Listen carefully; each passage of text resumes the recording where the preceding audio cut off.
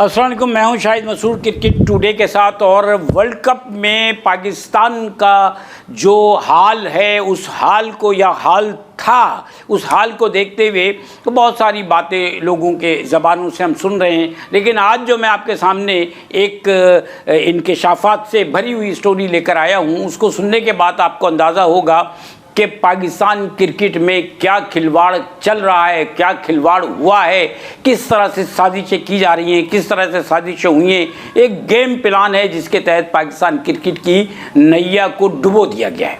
अब इसमें जो सबसे अहम बात है वो ये है कि आप आ जाइए, वर्ल्ड कप जो T20 वर्ल्ड कप हुआ इंडिया में, उससे शुरू करते हैं, जिसमें पाकिस्तान की क्रिकेट टीम की कारकर्दगी इंतहाई ख़राब थी।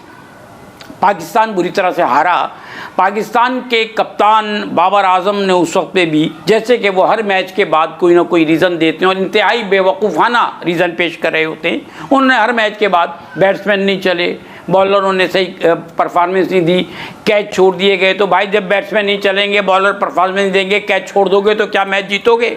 हर मैच के बाद इसी तरह की सूरत हाल, इसी तरह के अल्फाज सुनने को मिलते रहे। लेकिन कभी ऐसा नहीं हुआ कि उन्होंने ये कहा कि आज हमारे बैट चल गए हैं, आज हमारे बॉलर्स ने बड़ी अच्छी परफॉर्मेंस। जहां इंडिया के और दूसरे मुल्कों के बॉलर चल रहे थे, वहां आपके बॉलर चल चुके थे, यानी फुस हो चुके थे। अब मसला क्या है कि उस वर्ल्ड कप में हमने बहुत सारे रीज़न पेश कर दिए, लोगों ने कहानियाँ सुनाई कि भारत ने ऐसी साजिश की थी, ऐसी विकेटें बनाई थी, यूँ कर दिया था, अंपायर ख़रीद लिए थे, पता नहीं क्या कोई जादू कर दिए थे।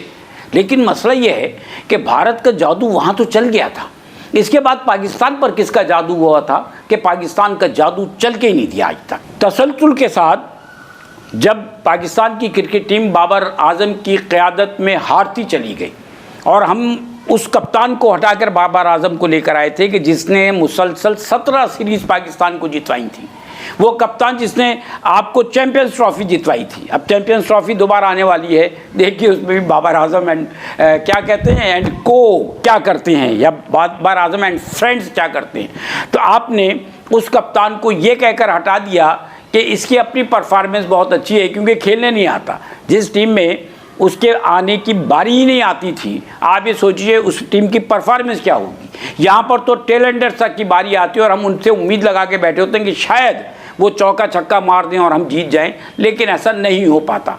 अब बाबर आजम जब कई सीरीज़ हारने के बाद इंडिया से वर्ल्ड कप हार के आए और आवाम का गुस्सा जो है, गम भी और गुस्सा भी, वो अपने उरूज पर था, तो वहाँ से ये एक कहानी शुरू हुई, साजिश शुरू हुई कि अब करना क्या है। क्योंकि बाबर आजम को तो कायम रखना था, रिजवान को भी रखना था, शादाब को भी रखना था, इफ्तिखार को भी रखना था। वो सारे लोग कि जिन्होंने पाकिस्तान की क्रिकेट टीम को गुज़श्ता चंद सालों में उरूज से ज़वाल का रास्ता दिखाया है, जिन्होंने नंबर 1 से आखिरी नंबर तक लाने की कोशिश की। आप देखिए कितनी हैरत की बात है कि पाकिस्तान की खिलाड़ी अब जो रैंकिंग है, उस रैंकिंग में भी आपको कहीं नज़र नहीं आते।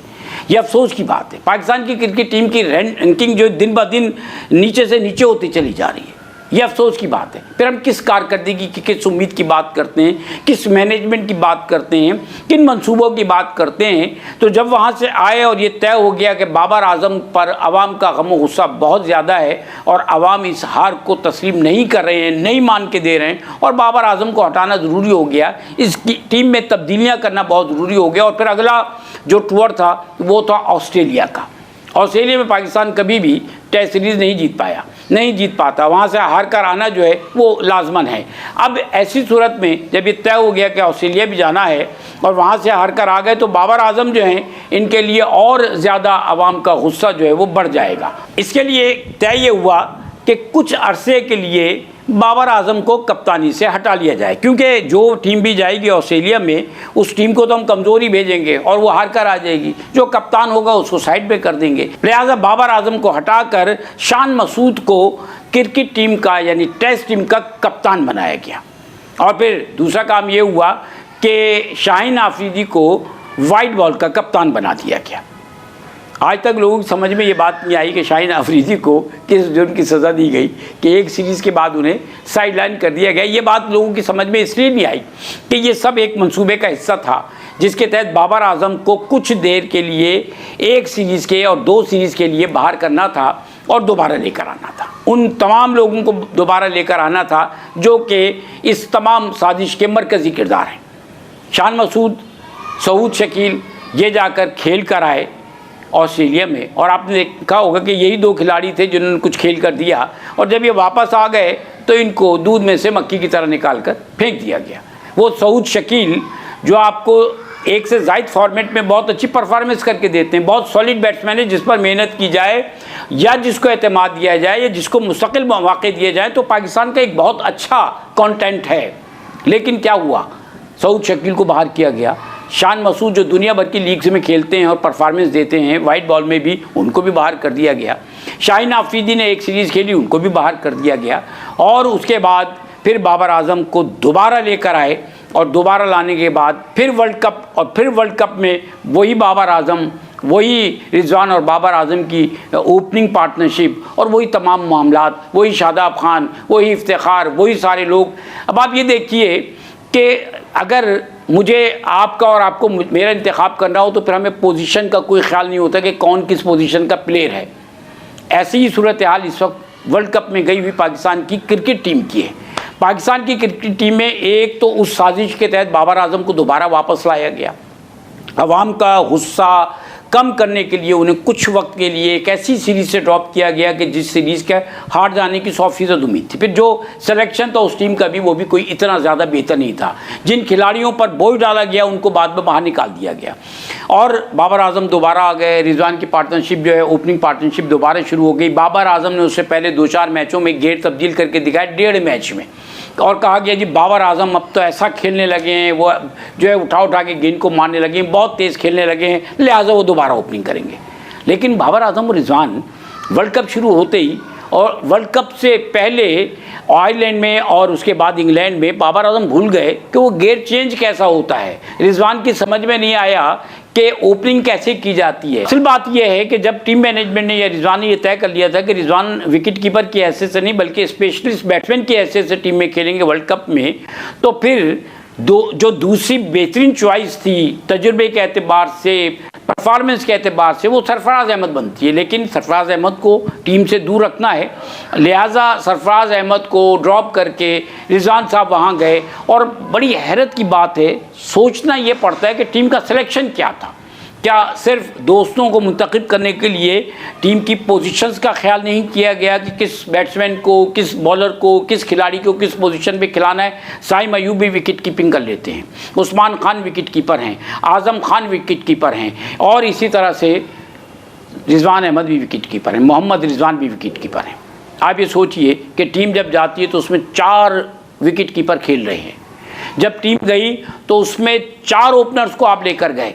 कहीं ऐसा होता है कि किसी टीम में 4 ओपनर्स हों, 4 विकेट कीपर्स हों, और मज़े की बात यह है कि जिन ओपनर्स को आप लेके गए हैं उनको आप मिडिल ऑर्डर में ट्राई करते हैं, और जो मिडिल ऑर्डर के बैट्समैन हैं रिजवान और बाबर, वो ओपनिंग कर रहे हैं। तो टीम जो है वो तो उलट पुलट करके रख दी। समझ में नहीं आता कि कौन सा सिलेक्शन है, कौन सा सिलेक्शन बोर्ड था, सिलेक्शन कमेटी थी, कौन चेयरमैन है, कौन क्रिकेट बोर्ड को देख रहा है, और ये टीम बनाई किसने है। जिस टीम में 4 ओपनर मौजूद हों और वो मिडिल ऑर्डर में ट्राई किए जा रहे हो, आपके पास साइम अयूब ओपनर है, उस्मान खान ओपनर है, आपके पास आज़म खान ओपनर है, आपके पास फ़खर जमान ओपनर है, लेकिन ओपनिंग कौन कर रहा है?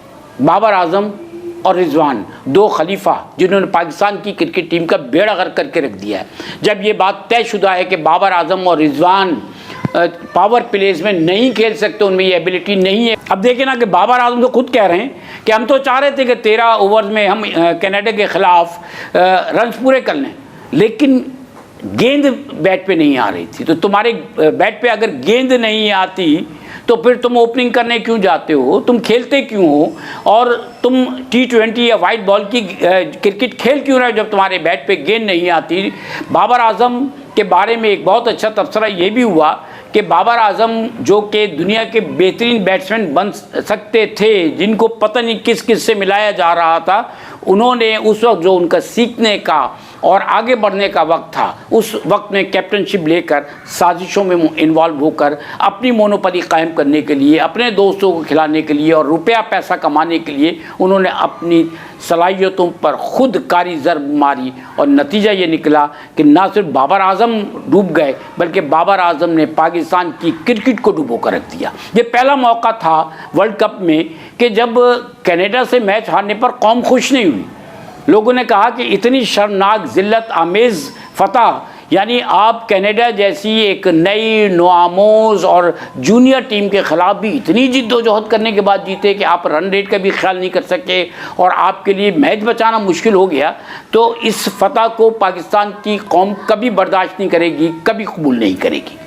और पहली मर्तबा हमने लोगों की ज़बान से ये भी सुना कि हम नहीं चाहते कि पाकिस्तान सुपर 8 में भी जाए, पाकिस्तान मज़ीद वर्ल्ड कप खेले, क्योंकि अब लोगों को शर्म आने लगी है, इस टीम की परफॉर्मेंस से शर्म आने लगी है, इन साजिशों से शर्म आने लगी है, उन साजिशों से जिन्होंने पाकिस्तान की क्रिकेट टीम का बेड़ा गर्क करके रख दिया है। आज बेशुमार खिलाड़ी ऐसे हैं जो पाकिस्तान में बैठकर टेलीविज़न पर मैच देख रहे हैं। अगर आप लोगों को ये जो पीसीबी की तरफ से पाबंदियां लगा दी जाती हैं और वो खिलाड़ी जो कि टीम में खेलना चाहते हैं लेकिन वो डोमेस्टिक क्रिकेट खेल के अपनी बारी का बेहतरीन परफॉर्मेंस के बाद अपनी बारी का इंतज़ार कर रहे हैं, अगर उन लोगों पे से आप पाबंदियां हटा लें और उनसे हक़ाइक़ सुनना शुरू करें तो फिर यकीन कीजिए कि आप क्रिकेट देखना छोड़ देंगे। या जो क्रिकेट के करता धरता और टीम में शामिल ये साजिशी अनासिर हैं, आप इनको चौराहों पर लटका कर फांसी देंगे। क्योंकि अबरार अहमद साथ गए हैं, स्पेशलिस्ट स्पिनर हैं, और आप ये कहते हैं कि जी बड़े जादूगर स्पिनर हैं, तो ये जो जादूगर मिस्री स्पिनर आपके साथ गए हैं, अब तक इस मिस्री स्पिनर को आपने किसी भी मैच में क्यों नहीं आजमाया? इमाद वसीम अनफिट हो गए लेकिन आप इंजेक्शन देके उनको खिलाते रहे। इफ्तिखार कुछ करके देने वाले नहीं है लेकिन आपने इफ्तिखार को बहैसियत ऑलराउंडर खिलाया। शादाब जिनकी बॉलिंग आपको पता है कि टोटली फ्लॉप है। शादाब के आने का मतलब ये है कि अगर बैट्समैन फंस कर भी खेल रहे हैं तो खुल कर शॉट खेलें और मैच जो है वो आपके हाथ से निकल जाए।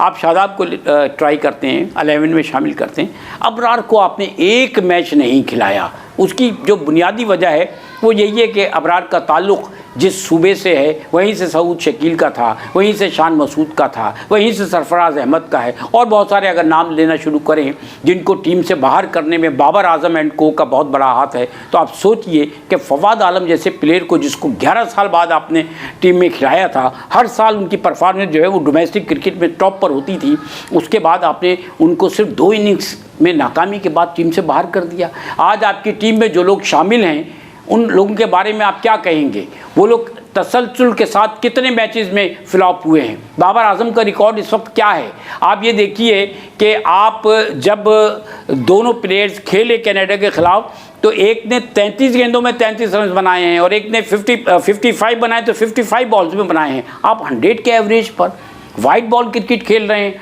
कनाडा के ख़िलाफ़ खेल रहे हैं और वर्ल्ड कप में खेल रहे हैं, तो फिर आपको क्या पाकिस्तान की टीम में खेलना चाहिए? एक बड़े ऑपरेशन की ज़रूरत है।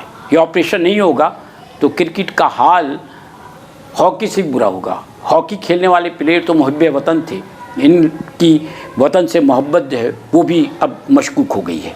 लिहाजा या तो आवाम के टूटे हुए दिलों को जोड़ने की कोशिश कीजिए, चंद लोगों के हाथों में आवाम की खुशियों को लूटने से बचा लीजिए, या फिर इस खेल को जारी रखिए।